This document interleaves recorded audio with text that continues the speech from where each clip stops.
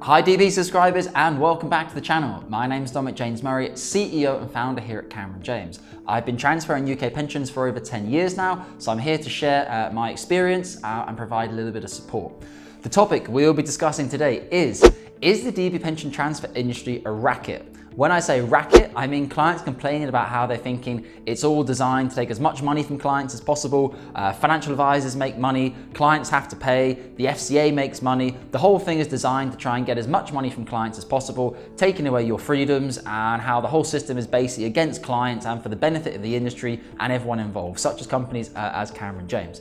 So to start off with, you may see Cameron James and myself as part of the problem. Oh, Dominic's there doing a YouTube channel. He's also the one that gets to charge all these nice fees for people to do their pension transfers. So I'm here to try and break it down a little bit today to try and show perhaps other sides of the equation, that as a retail client who's just looking at your CTV and potentially the costs you have to pay, you may feel like it's so unfair, trying to understand a little bit more information about it. So in my experience, the FCA gets a lot of heat.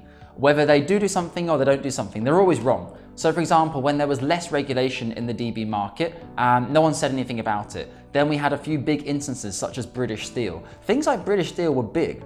A lot of people lost a lot of money and had very bad financial advice. Then everyone's on the FCA's back. They didn't do enough.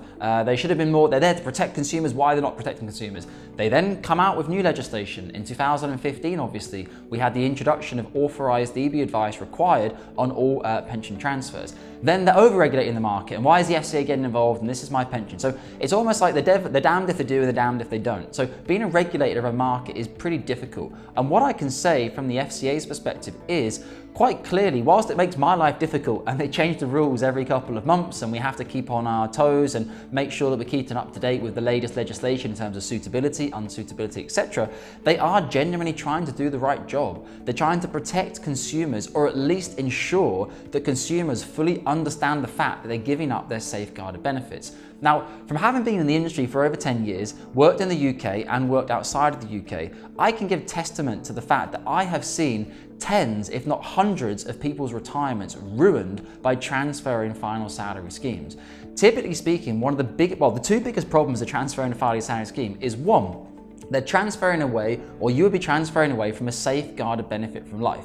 Whatever happens in your final salary scheme, if the markets go up, if the markets go down, if you're sick, if you're ill, whatever happens to you, you will receive a guaranteed income from your final salary scheme, which is indexed, which obviously is very valuable to you and could be valuable to your partner or any beneficiaries that it could pass on to, typically if they're younger or still in full-time education. That's number one. The second, an unforeseen risk, is what happens to the money after you've transferred it out. If you're working with a company such as Cameron James or many of the reputable companies in the UK using clean platforms such as AJ Bell, Fidelity, using clean share classes, commission was banned in the UK in 2012, it's very difficult to get scammed or to get ripped off on your UK pension inside the industry in the UK. There's one advisory firm in the UK who I won't mention, but they do have exit penalties for over a period of 5 years with an exit penalty of 6%. Which in my eyes, I basically see as a commission lock-in product. But anyway, I have seen many clients who have done serious damage to their retirement because they transferred the final salary pension, they got ripped off in terms of fees, charges and commissions, got locked into a 5, 8 or 10-year offshore bond, etc. Terrible funds underneath, which paid their advisory firm a huge amount of commissions. Say you're doing a £2 million pension transfer, a financial advisor previously could have walked away with anything up to £150,000 in commission if they used a commission bond around 8%, and then on top of that they added structured notes or soft trail paying funds to increase their commissions. A lot of these clients have ended up coming to us over the years. Dominic, I transferred my pension in Dubai 4 years ago. The first 12 months from our advisor were great. Since then I haven't heard from them. We have a look at their portfolio and say, well, yeah, you've been invested in a load of high-risk structured notes, some of which are now liquid. You have funds which have become liquid, and you have a high lock-in charges and penalty over the course of 5-10 years. Sometimes we can't even onboard these clients because it's just too much of a headache, too much of a hand grenade. And in my experience, once clients have been ripped off once, they're not necessarily a good client, because in fairness to them, they're very, very untrusting of anyone. And when you take over the portfolio and there's the poor performance, they still somehow think it's your fault, even when it's not. So these things have happened and it's real. So for everyone's saying, oh, it's so unfair, I can't believe this legislation is in place, go and talk to some of these people who have been ripped off. The FCA don't just wake up in the morning, and obviously I can't comment what the FCA do and don't do, I'm speculating here. I would have thought the FCA don't wake up in the morning and suddenly say, oh, we're going to go and over-regulate one particular part of the market just because we feel like it. No, they're there regulating certain areas of the market, typically because of the number of complaints that they're receiving. If they receive 200 complaints in the space of 6 months about a certain product or a certain piece of advice, they are going to take their time, research it, and decide if they need to do something about it. So I would say, in terms of pension transfers, and particularly final salary pension transfers, there's a huge amount of regulation. You have to go with the regulation. There's no point fighting the system and saying this is ridiculous. All financial advisors are in cahoots with each other, cahoots with the FCA. Not at all. The FCA basically say jump, and we say how high. What's the new legislation? What's suitable? Unsuitability? We're always continuously playing catch up with the regulation, and I believe the regulation is helping to stop certain people from transferring pensions that would not be suitable. 5 years ago, what would be deemed okay as a positive transfer now wouldn't have a chance, and that is protecting ultimately people from moving away from safeguarded benefits that would be valuable for them. Currently speaking, at the time of writing, or time of recording, sorry, we have the ability for clients to proceed on an insistent client basis, whether they're in the UK or whether they're further afield. For how long this will last, we're not quite sure. That is a statutory right you have to basically say, thank you for this final salary advice that says that I should retain my assets. For these specific reasons, here's my handwritten letter that I wish to proceed anyway. They also have to have a recorded compliance call to check that they understand that they really are giving up their safeguarded benefits, and there's no way on going back on that. So yeah, I think that you have to be careful. It's very easy to jump on the bandwagon and everyone's having a rip-off and etc, etc. The other thing which we hear a lot is people saying, oh, it's a racket from the financial advisors. They get paid all this money, whether they do the transfer or not. It's ridiculous. It stinks. Why should I pay a financial advisor £10,000 whether he does something for me or not?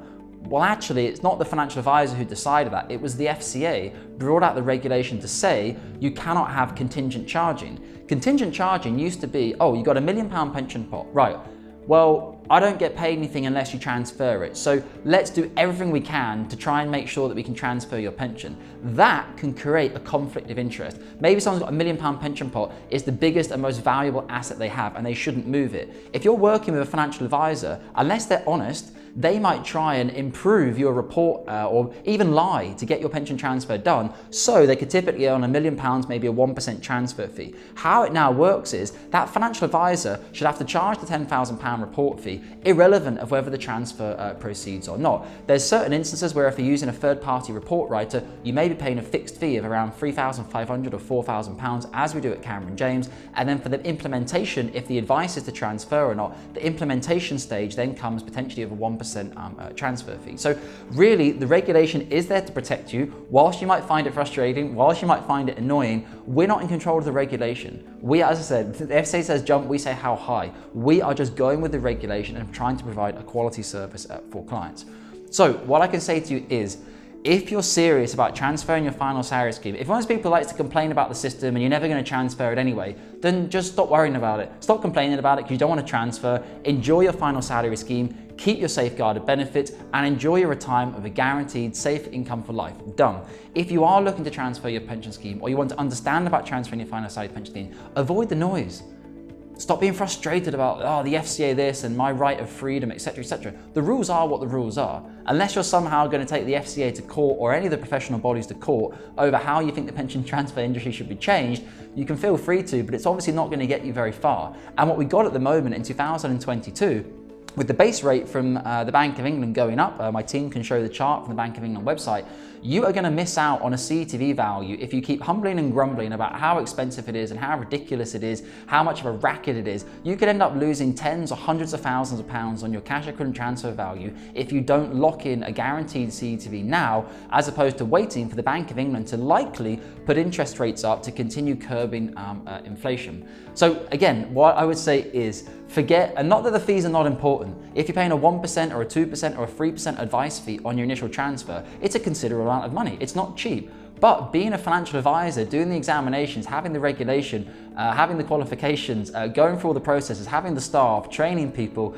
having the PI insurance is not cheap either. Anyone who thinks it's cheap and it's easy for us to make money, come and have a go. Go to Company's House, set up a company, it costs £12, and then you can start running a financial advisory firm, doing defined benefit pension transfers or working with pension transfer specialists, and you will start to see just how difficult it is and how expensive it is to actually set up a qualified and regulated company in order to provide this type of advice. So a bit of a whinge from me today, clients, but just get on with it. Stop worrying about fees and charges, and obviously you don't want to be ripped off. You don't want to pay someone 20% for transferring your pension, but if someone is charging you 1, 2 or 3% and they outline to you all the work they're going to do, how long it's going to take, exactly the service that you're going to get, you can make an informed decision and say, okay, I'm going to work with XYZ Limited because they're slightly cheaper or they have a better service level. Go with the flow. And if it's so easy, why is the DB market shrinking? From 2008 to the current speaking, it's gone from 3,100 authorized DB firms to around 1,000 authorized DB firms. If it's so easy and it's a racket and it's the easiest way to make money in financial services, why aren't people getting into the market? They're not getting into the market because the PI insurers are squeezing the market. PI insurance is going doubling or tripling on an annual basis, and everyone's worried about ambulance chasing further down the line and people saying, oh, I should never have transferred my final salary scheme. It must be someone else's fault. This is why we have such a strict process now. So in summary, I think the FCA is doing the right job in terms of regulating the market. They have to protect consumers. That is their duty, to protect consumers. I believe they are doing so in that. Whether the system and all the paperwork you have to do and all the scam legislation and the MAPS telephone calls, I'm not really here to comment on whether that's appropriate or not or whether it's the right degree or not. All I'm saying to you is focus on your individual situation. Look at your CTV, try and get a guaranteed CTV, and go and get regulated and authorized financial advice on what is best for you to either retain your DB pension asset or to transfer away from your DB pension asset. Guys, I hope that's been a valuable video for you today. As always, you can book in below via the link in the description to Calendly for a day and a time which is most suitable for yourself. Or alternatively, you can head over our website to do a bit more due diligence, and we look forward to speaking with you soon. As always, take care of your UK pension assets and speak soon.